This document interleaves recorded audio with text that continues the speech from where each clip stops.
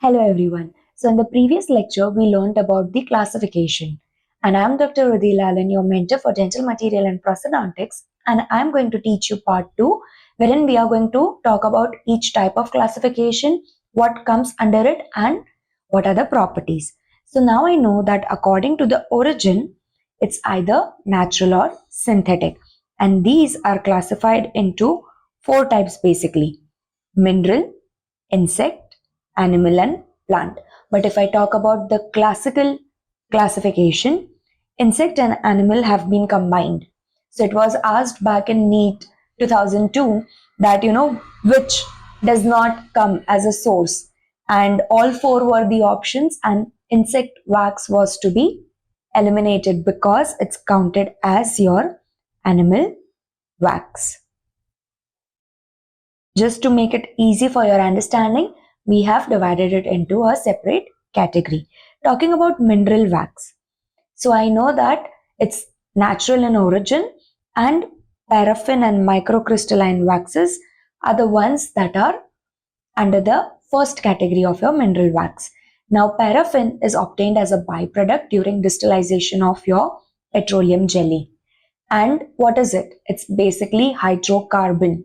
It's a copolymer chain that's going to be formed, and the melting range, I'm not going to call it a melting point, I'm going to call it a melting range because it's always within certain category.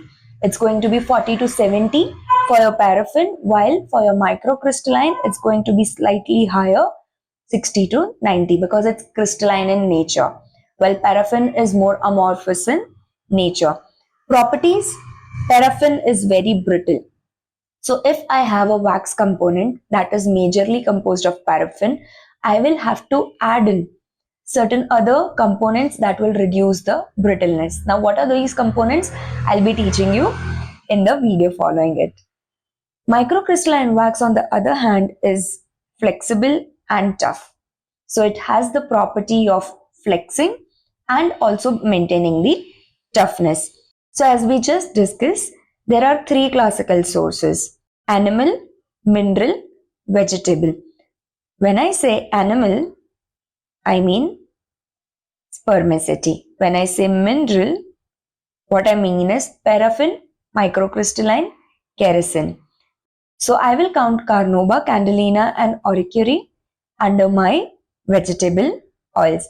Now did you notice insect is not present as a different category, but it's a subcategory of your animal wax. So paraffin, we talked about it.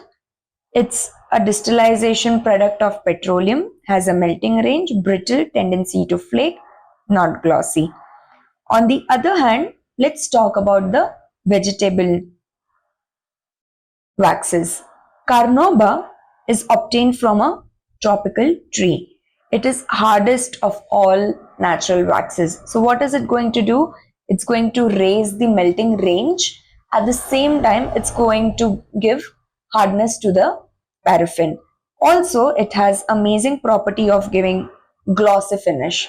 Gum Dammar is also one of the vegetable waxes, but it is slightly matte finished when compared to your Carnauba wax.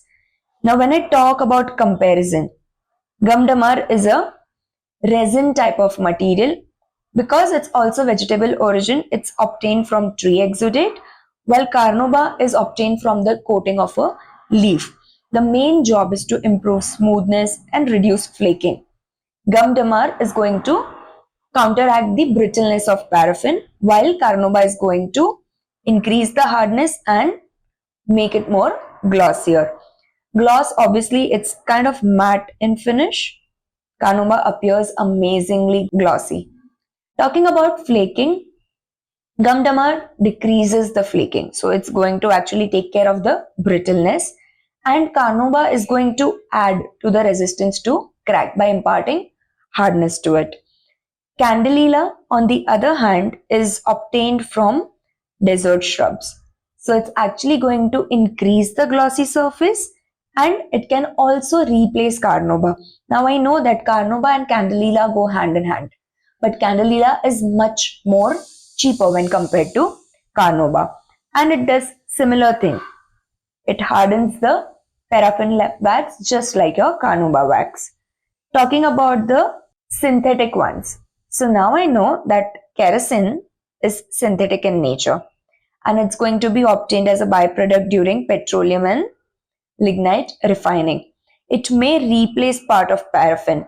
If I have to just overcome the brittleness, I might end up using ceresin, and it raises the melting range. So the melting range was 40 to 70. If I need to raise it, I'm going to add more amount of ceresin wax, and it also makes it better in consistency, and it's one of the hardest waxes that has been put. Montan, on the other hand, is a synthetic wax that is, too many number of times confused with mineral wax. It's not mineral in origin, it's synthetic in origin. It comes from lignite and it's hard, brittle and lustrous. So what are the lustrous components that I have? It's Candelilla, ceresin and Montan. And what is the matte finish? Nothing but the gum Dammar. And it can also substitute Carnauba in certain formulations. Provides hardness and gloss just like Carnauba, but performs better because it's cost effective. So if I have to talk about all the synthetic waxes at once, how am I going to obtain ceresin? From lignite refining and petroleum. Montan solely from lignite. Bransdell is completely synthetic. I'm going to fabricate it in the laboratory. Ozokerite is obtained from earth wax, and all the role that they perform is ceresin is going to replace paraffin and also raise the melting range. Montan, on the other hand, is going to be very hard, lustrous. So it's actually going to give glossier finish, but at a cheaper rate than Carnauba. Then Bransdell is one of the component that will raise the melting range, at the same time reduce the flow. So it's going to make it more viscous. And ozokerite is nothing but it's going to just go and aid paraffin to improve its physical characteristics. When we talk about microcrystalline, we have already seen how it has the higher melting range than our paraffin, how it is flexible and tough. Although flexible, it's not brittle, it's tough in nature. Beeswax, it's obtained from bees, definitely. It's brittle and it becomes plastic at body temperature. It's brittle at room temperature, but as and when it enters the oral cavity, it's going to become plastic. So it can be added to my paraffin to reduce the overall brittleness. Also, it has been a component in sticky wax because of its adherent and adhesive nature, and it can also be used in corrective impression waxes. Why? Because it's just going to flow very easily. So now, if you are also somebody who needs like quick notes, don't forget to check out the app today, because we have gone beyond the mind maps, added certain points that are particularly useful for NEET, and join the webinar classes today if you want to start studying for your NEET examination. Let's just quickly look into the other types.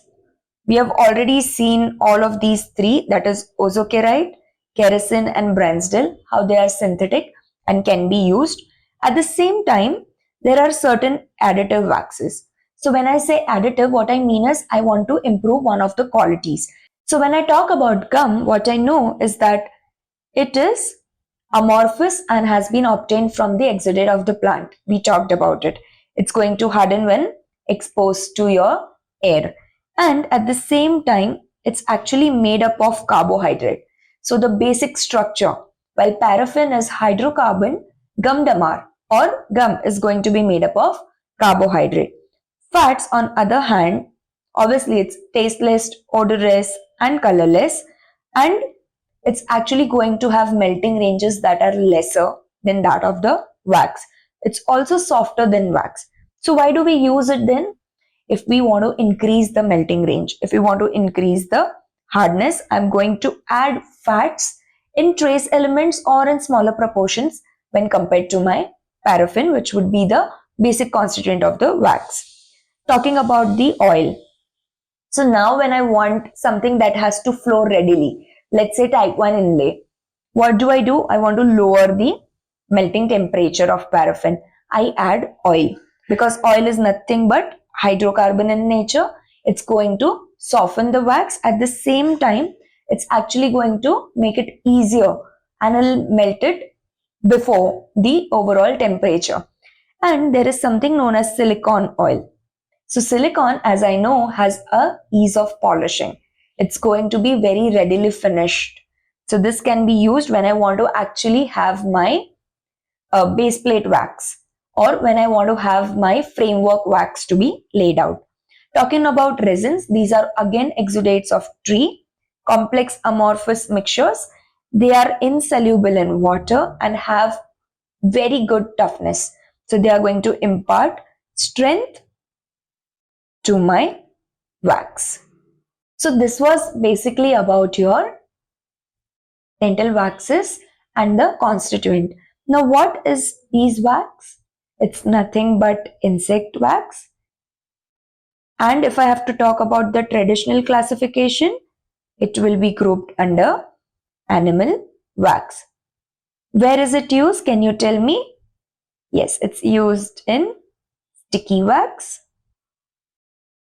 and also corrective impression waxes. And what is the source? It's natural. So now, where is it going to be obtained from? It's going to be obtained from bee. So this was about the flashcard. Let's quickly talk about MCQ. Which is the primary advantage of synthetic waxes over natural waxes? Higher cost? No, because it's synthetic, it's going to be cheaper. Lower melting point? My natural waxes have a lower melting range when compared to my synthetic waxes. Uniformed and controlled property? Yes, I'm going to have an upper hand to alter my synthetic laboratory mix when compared to natural because it's completely derivative. So what I can do is overall constituent, the percentages can be changed.